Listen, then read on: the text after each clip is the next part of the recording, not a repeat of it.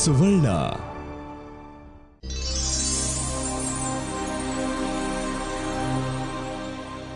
ನಮಸ್ಕಾರ ವೀಕ್ಷಕರೇ, ಹೆಲ್ತ್ ಪ್ಲಸ್ನ ಇಂದಿನ ಸಂಚಿಕೆಗೆ ಸ್ವಾಗತ. ಸಕ್ಕರೆ ಕಾಯಿಲೆ ಎಷ್ಟು ಸರ್ವೇ ಸಾಮಾನ್ಯ ಆಗಿದೆ ಅಂದರೆ ಇದು ನಮ್ಮ ಬದುಕಿನ ಒಂದು ಭಾಗವೇನೋ ಅನ್ನೋ ಥರ ಆಗ್ಬಿಟ್ಟಿದೆ. ಒಂದೊಂದ್ಸಲ ಇದು ನಾವೇ ಆಹ್ವಾನಿಸಿಕೊಂಡ ಕಾಯಿಲೆ ಏನೋ ಅಂತಲೂ ಅನ್ಸತ್ತೆ. ಆದರೆ ಈ ಸಕ್ಕರೆ ಕಾಯಿಲೆ ಗರ್ಭಿಣಿ ಸ್ತ್ರೀಯರಲ್ಲೂ ಕೂಡ ಕಾಣಿಸ್ಕೊಳ್ಳುತ್ತೆ. ನಾವು ಮಾಡೋ ತಪ್ಪಿಗೆ ಆ ಕಂದ ಬಲಿಯಾಗಬಾರ್ದು ಅಲ್ವಾ? ಗರ್ಭಿಣಿ ಸ್ತ್ರೀಯರಲ್ಲಿ ಈ ಮಧುಮೇಹ ಕಾಯಿಲೆ ಯಾಕೆ ಕಾಣಿಸ್ಕೊಳ್ಳುತ್ತೆ, ಅದರಿಂದಾಗಿ ಮುಂದೆ ಆಗೋ ಅಪಾಯಗಳೇನು, ಅದನ್ನು ತಡೆಗಟ್ಟೋದು ಹೇಗೆ ಅಂತ ಇವತ್ತಿನ ಸಂಚಿಕೆಯಲ್ಲಿ ತಿಳ್ಕೊಳ್ಳೋಣ. ಗರ್ಭಿಣಿ ಸ್ತ್ರೀಯರಲ್ಲಿ ಕಾಣಿಸ್ಕೊಳ್ಳುವಂಥ ಮಧುಮೇಹ ಕಾಯಿಲೆ ಬಗ್ಗೆ ತಿಳಿಸ್ಕೊಡೋದಕ್ಕೆ ಇವತ್ತು ನಮ್ಮ ಜೊತೆಗಿದ್ದಾರೆ ಡಾಕ್ಟರ್ ಲತಾ ವೆಂಕಟರಾಮ್ ಅವರು. ಬನ್ನಿ, ಲತಾ ವೆಂಕಟರಾಮ್ ಅವ್ರ ಜೊತೆ ಮಾತಾಡ್ತಾ ಗರ್ಭಿಣಿ ಸ್ತ್ರೀಯರಲ್ಲಿ ಕಾಣಿಸ್ಕೊಳ್ಳೋ ಮಧುಮೇಹ ಕಾಯಿಲೆ ಬಗ್ಗೆ ತಿಳ್ಕೊಳ್ಳೋಣ. ನಮಸ್ತೆ ಡಾಕ್ಟರ್. ನಮಸ್ಕಾರ. ಹೆಲ್ತ್ ಪ್ಲಸ್ ಕಾರ್ಯಕ್ರಮಕ್ಕೆ ಸ್ವಾಗತ. Thank you doctor. ಇತ್ತೀಚೆಗೆ ಮಧುಮೇಹ ಕಾಯಿಲೆ ಅನ್ನೋದಂತೂ ಸರ್ವೇ ಸಾಮಾನ್ಯ ಆಗಿದೆ. ಅದರಲ್ಲೂ ಗರ್ಭಿಣಿ ಸ್ತ್ರೀಯರಲ್ಲೂ ಕೂಡ ಕಾಣಿಸ್ತಾ ಇದೆ. ಅದು ಇತ್ತೀಚಿನ ದಿನಗಳಲ್ಲಿ ಈ ಥರ ಹೆಚ್ಚಾಗೋದಕ್ಕೆ ಕಾರಣ ಏನು ಡಾಕ್ಟರ್? ಈ ಗರ್ಭಿಣಿ ಸ್ತ್ರೀಯರಲ್ಲಿ ಮಧುಮೇಹ 15% ಅಂದರೆ 15 to 20% of pregnant women can be diabetic. ತುಂಬಾ ಜಾಸ್ತಿ ಆಗ್ತಾ ಇದೆ. 5ರಲ್ಲಿ ಒಬ್ಬ ಗರ್ಭಿಣಿ ಹೆಂಗಸು, 5 ಜನ ಗರ್ಭಿಣಿ ಹೆಂಗಸರಿದ್ದರೆ ಅದರಲ್ಲಿ ಒಬ್ಬರು ಮಧುಮೇಹ ಹೊಂದಿದಂಥವ್ರು ಆಗಬಹುದು. ಯಾಕಪ್ಪ ಇಷ್ಟೊಂದು ಜಾಸ್ತಿ ಆಗ್ತಾ ಇದೆ ಅಂತಂದರೆ ಮುಖ್ಯವಾಗಿ ನಮ್ಮ ಜೀವನ ಶೈಲಿ ವ್ಯತ್ಯಾಸ ಆಗ್ತಾ ಇದೆ ಅಂತಂತ ಅನಿಸುತ್ತೆ. ನಮ್ಮ ಆಚಾರ ವಿಚಾರ ವಿಹಾರ ಎಲ್ಲನೂ ಕೂಡ ಆಯುರ್ವೇದದಲ್ಲಿ ಹೇಳ್ತಾರಲ್ಲ ಹಾಗೆ ಆಹಾರದಲ್ಲಿ ಸಾಕಷ್ಟು ವ್ಯತ್ಯಾಸ ಆಗಿದೆ ಅಂತಂತ ಅನಿಸುತ್ತೆ. ಕ್ಯಾಲೋರಿಫಿಕ್ ಫುಡ್ ಅಂದರೆ ಹೆಚ್ಚು ಪ್ರಮಾಣದಲ್ಲಿ ಕ್ಯಾಲೋರಿ ಇರೋವಂತಹ ಆಹಾರ ಪದಾರ್ಥಗಳನ್ನು ಹೆಚ್ಚಾಗಿ ತಿಂತಾಯಿದ್ದೀವಿ. ಅದರಿಂದ ಬೊಜ್ಜು ಜಾಸ್ತಿ ಆಗ್ತಾಯಿದೆ. ಸ್ಟ್ರೆಸ್ಸು, ಕೆಲಸದ ಒತ್ತಡ ಜಾಸ್ತಿ ಆಗ್ತಾಯಿದೆ.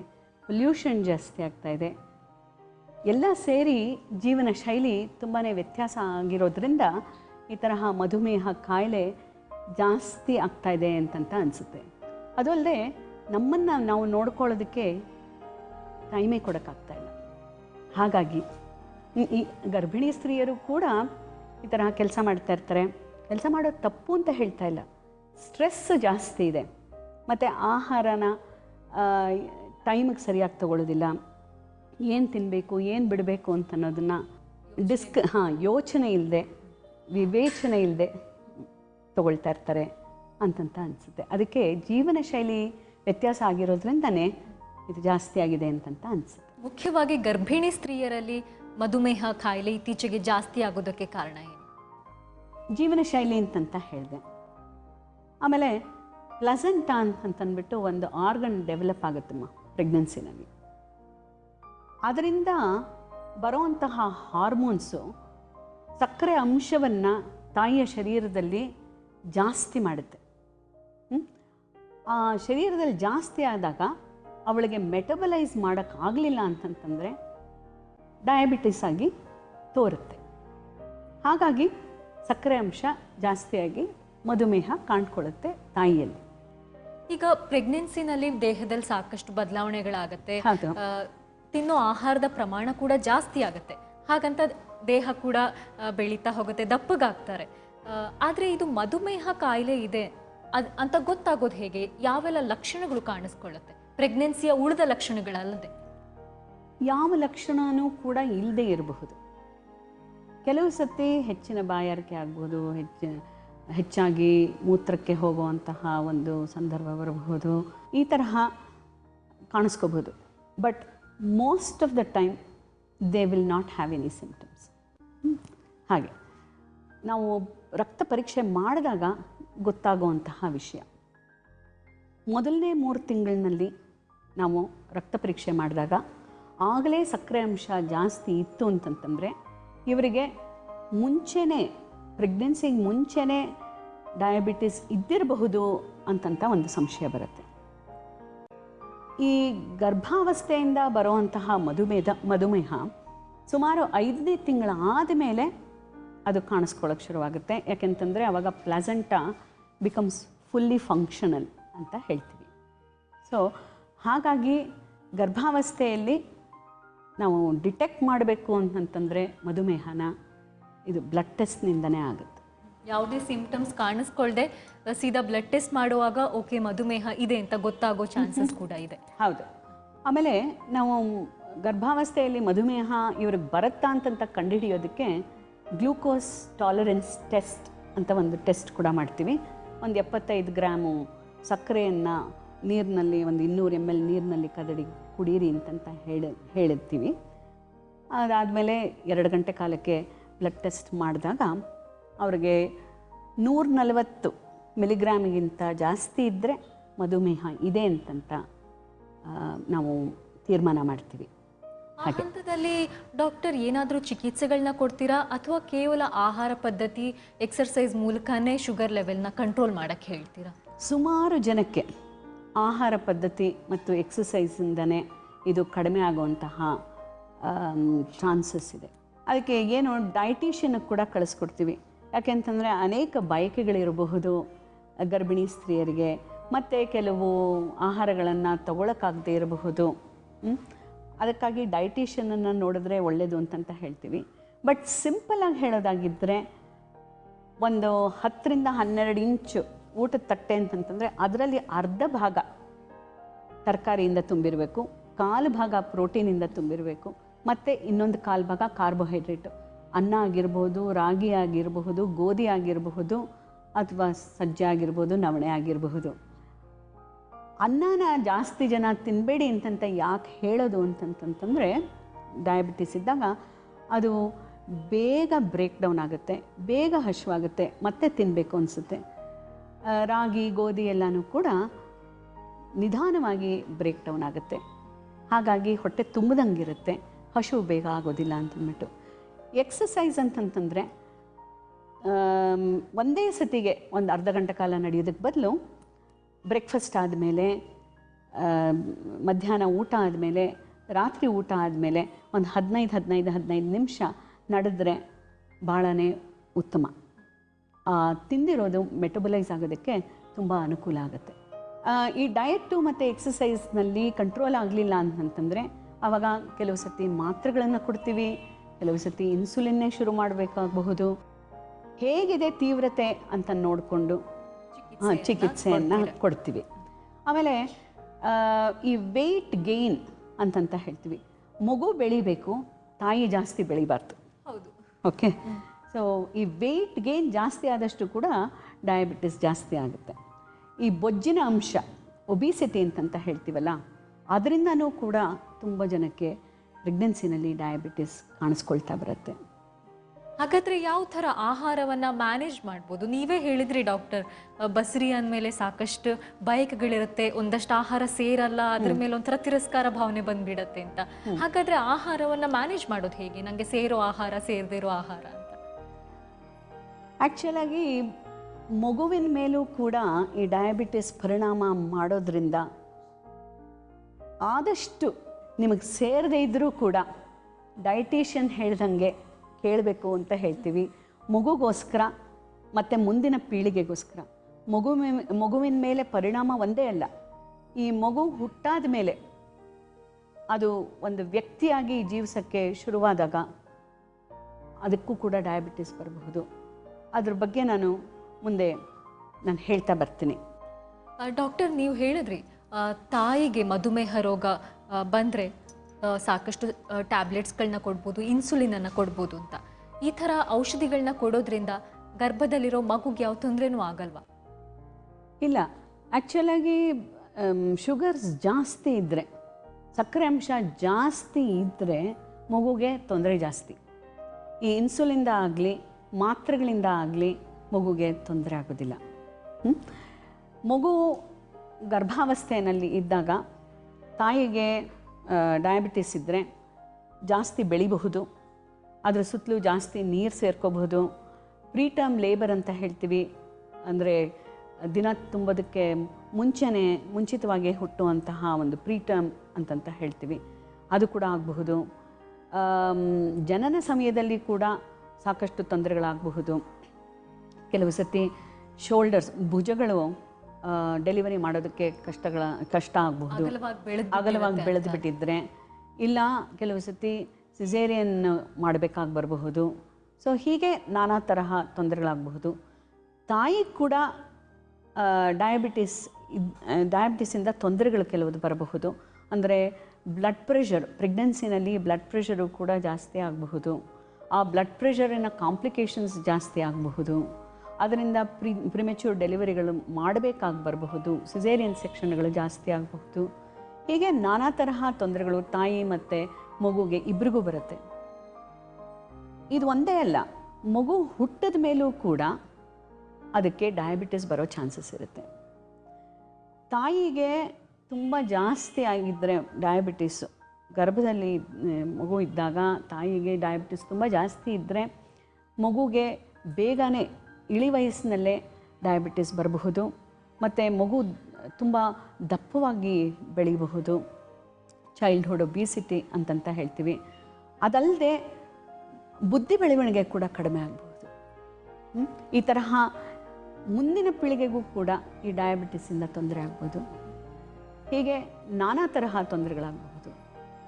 ಇನ್ನೊಂದು ವಿಷಯ ನಾನು ಹೇಳೋದಕ್ಕೆ ಮರ್ತಿದ್ದು ಅಂತಂತಂದರೆ, ಈ ಗರ್ಭದಲ್ಲಿದ್ದಾಗ ಶಿಶುವಿಗೆ ಕೆಲವು ಸತಿ ಪ್ರಾಣಕ್ಕೆ ಕೂಡ ಅಪಾಯ ಆಗಬಹುದು. ಒಂಚೂರು ಶುಗರ್ಸು ಫ್ಲಕ್ಚುಯೇಟ್ ಆಗ್ತಾ ಇದ್ದರೂ ಕೂಡ ಮಗು ಅದನ್ನು ತಡ್ಕೊಳ್ದೆ ಹೋಗ್ಬೋದು. ಅದರಿಂದ ಅದು ಗರ್ಭದಲ್ಲೇ ಪ್ರಾಣವನ್ನು ಕಳ್ಕೊಳ್ಳೋವಂತಹ ಒಂದು ಅಪಾಯ ಕೂಡ ಇದೆ. ಎಸ್ಪೆಷಲಿ ಮಗು ತುಂಬ ದೊಡ್ಡದಾಗಿ ಬೆಳೆದಿದ್ದರೆ ಈ ಅಪಾಯ ಜಾಸ್ತಿ.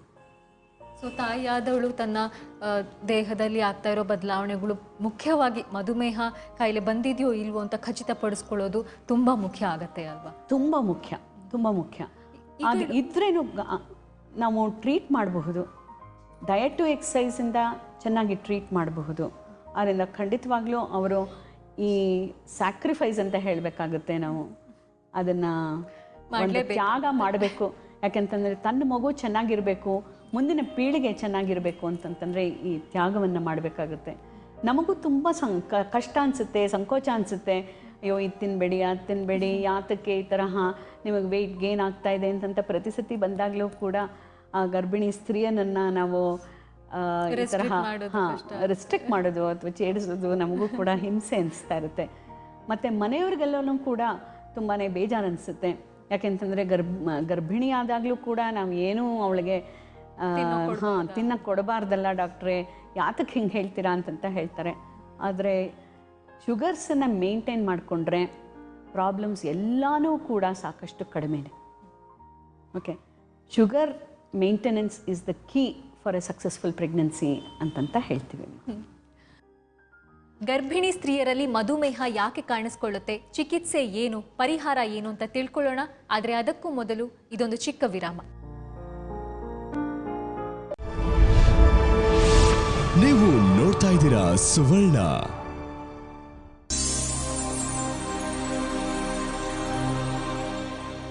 ಬ್ರೇಕ್ನ ನಂತರ ಹೆಲ್ತ್ ಪ್ಲಸ್ ಕಾರ್ಯಕ್ರಮಕ್ಕೆ ಮತ್ತೊಮ್ಮೆ ಸ್ವಾಗತ. ಡಾಕ್ಟರ್, ಈಗ ತಾಯಿಯಲ್ಲಿ ಮಧುಮೇಹ ಕಾಯಿಲೆ ಇದೆ, ಆದ್ರೆ ಅದು ಮಗುವಿಗೆ ಬರಬಾರ್ದು. ಎಲ್ಲ ತಾಯಂದ್ರಿಗೂ ಇರುತ್ತಲ್ಲ, ನನ್ನ ಮಗು ಆರೋಗ್ಯವಾಗಿರ್ಬೇಕು ಅಂತ. ಆದ್ರೆ ಸಂಹವ್ ತಾಯಿಗೆ ಬಂದ್ಬಿಟ್ಟಿದೆ, ಆದ್ರೆ ತನ್ನ ಮಗುವಿಗೆ ಬರಬಾರ್ದು ಅಂದ್ರೆ ಅಂಥ ಅನುಕೂಲ ಏನಾದರೂ ಇದೆಯಾ? ಈ ಇಂಟ್ರಾಯೂಟ್ರೈನ್ ಅಟ್ಮಾಸ್ಫಿಯರ್ ಅಂತ ಹೇಳ್ತೀವಿ. ಅಂದರೆ ತಾಯಿಗಿಂದ ಮಗುವಿಗೆ ಈ ಸಕ್ಕರೆ ಕಾಯಿಲೆ ಬರಬಾರ್ದು ಅಂತಂತಂದರೆ ತಾಯಿ ಶುಗರ್ಸನ್ನು ಆದಷ್ಟು ನಾರ್ಮಲ್ಲಾಗಿ ಮೇಂಟೈನ್ ಮಾಡ್ಕೊಳ್ಬೇಕು. ಅದಕ್ಕೆ ಅಷ್ಟೆಲ್ಲ ತ್ಯಾಗ ಮಾಡಬೇಕು ಅಂತ ಹೇಳಿದ್ದು. ಈ ಇಂಟ್ರಾಯೂಟ್ರೈನ್ ಅಟ್ಮಾಸ್ಫಿಯರ್ನಲ್ಲಿ ಶುಗರು ಜಾಸ್ತಿ ಇದ್ದರೆ ಮಗುವಿಗೆ ಡಯಾಬಿಟಿಸ್ ಬರೋ ಚಾನ್ಸಸ್ಸು ತುಂಬಾ ಜಾಸ್ತಿ ಇರುತ್ತೆ. ಜೀನ್ಸನ್ನು ಚೇಂಜ್ ಮಾಡೋಕ್ಕಾಗಲ್ಲ, ಆದರೆ ಎನ್ವೈರನ್ಮೆಂಟನ್ನು ಚೇಂಜ್ ಮಾಡಬಹುದು. ಹಾಗಾಗಿ ತಾಯಿ ಮಧುಮೇಹವನ್ನು ಕಂಟ್ರೋಲ್ನಲ್ಲಿ ಇಟ್ಕೊಳ್ಳೋದು ಭಾಳ ಮುಖ್ಯ. ಡಾಕ್ಟರ್, ನೀವು ಆಗಲೇ ಹೇಳಿದ್ರಿ ಕೆಲವೊಂದು ಸಲ ಮಧುಮೇಹ ಕಾಯಿಲೆ ಪ್ರೆಗ್ನೆನ್ಸಿನಲ್ಲಿ ಮಾತ್ರ ಕಾಣಿಸ್ಕೊಳ್ಳುತ್ತೆ ಅಂತ. ಮುಂಚೆ ಇತ್ತೋ ಇಲ್ವೋ ಅದ್ರ ಬಗ್ಗೆ ಯಾವ ಗುರುತು ಸಿಗಲ್ಲ ಅಂತ. ಅಕಸ್ಮಾತ್ ಪ್ರೆಗ್ನೆನ್ಸಿನಲ್ಲಿ ಮಾತ್ರ ಇದ್ದರೆ ಡೆಲಿವರಿ ಆದಮೇಲೆ ನಾರ್ಮಲ್ ಸ್ಥಿತಿಗೆ ಬರುತ್ತಾ? ಇವಾಗ 100 ಜನ ಹೆಂಗಸರಿಗೆ ಈ ಪ್ಲಸೆಂಟಾಯಿಂದ ಬಂದಿರೋಂತಹ ಮಧುಮೇಹ, ಗರ್ಭಾವಸ್ಥೆಯಿಂದ ಬಂದಿರುವಂತಹ ಮಧುಮೇಹ ಅಂತಂತಂದರೆ 100ರಲ್ಲಿ 90 ಜನಕ್ಕೆ ಡೆಲಿವರಿ ಆದ ಕೂಡಲೇ ಇದು ಹೊರಟೋಗುತ್ತೆ.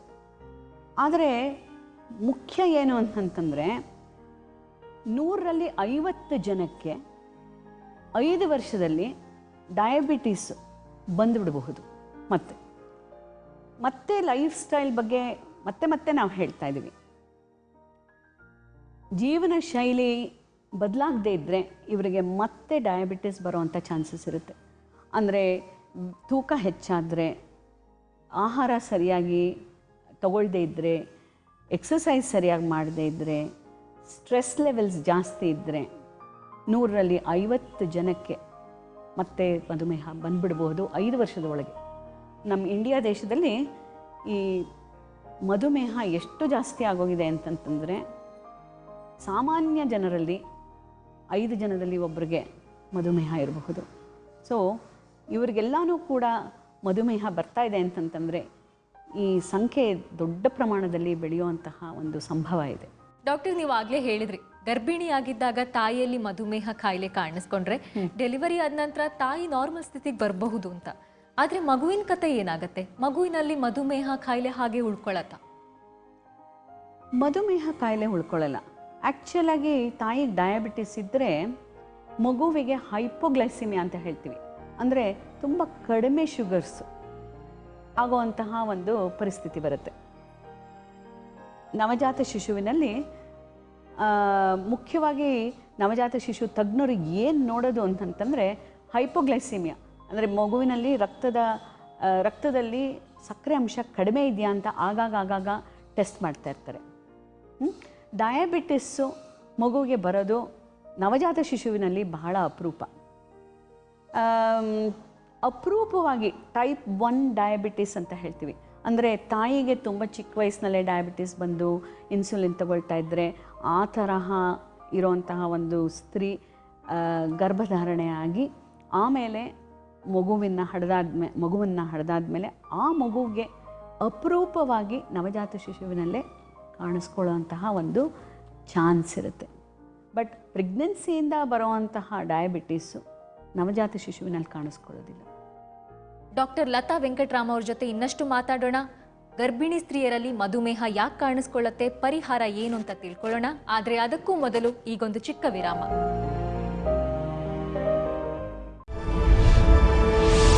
ನೀವು ನೋಡ್ತಾ ಇದ್ದೀರಾ ಸುವರ್ಣ.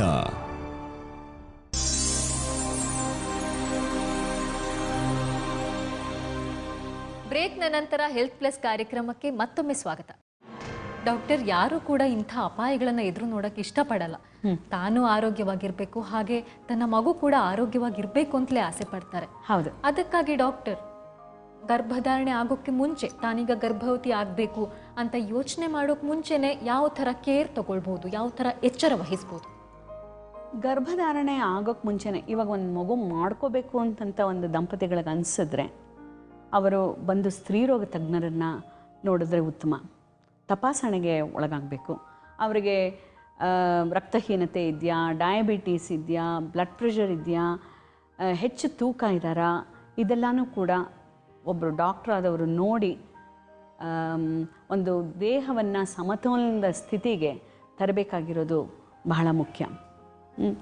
ಮನಸ್ಸು ಮತ್ತು ದೇಹ ಎರಡೂ ಕೂಡ ಸಮತೋಲನದ ಸ್ಥಿತಿಯಲ್ಲಿ ಇದ್ದಾಗ, ಗರ್ಭಧಾರಣೆ ಆದಾಗ ಈ ತರಹ ಪ್ರಾಬ್ಲಮ್ಸನ್ನೆಲ್ಲನೂ ಕೂಡ ಸಾಕಷ್ಟು ಅವಾಯ್ಡ್ ಮಾಡಬಹುದು.